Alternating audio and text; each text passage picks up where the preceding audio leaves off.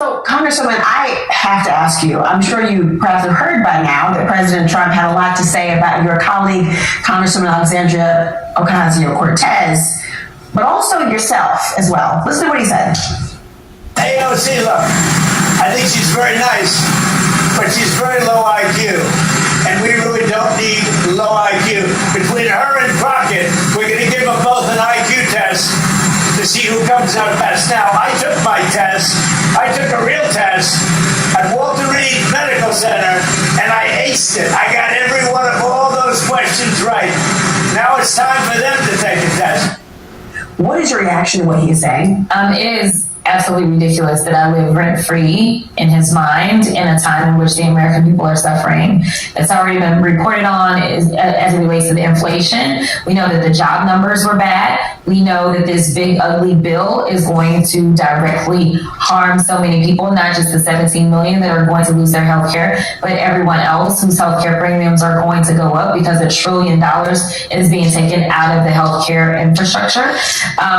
There's a lot of things he could be working on, but for some reason, he is constantly focused on me. And personally, I've never met the man. I have no interest in going to the White House and meeting him. Or that might surprise people that you've never met. I have never met him, but for whatever reason, I live rent-free. And honestly, the biggest concern that I have is that every time he does something, he has minions that see it as a dog whistle. And then it only increases the attacks on myself as well as any other colleague. But he absolutely consistently buys into this idea or continues to put it out there that women of color somehow are low IQ. Let me be clear. I have a lot more education than he does.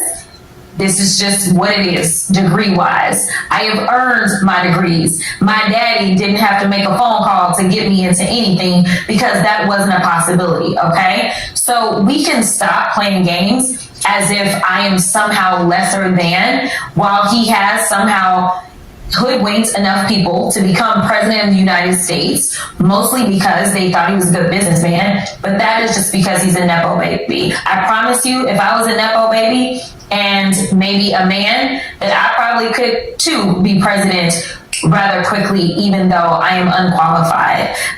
But he needs to focus on doing what he's sworn oath to do, which was to take care of the people in this country. And right now, I have not seen any policy that is going to help the people writ large in this country. Congresswoman Crockett, thank you. Thank you.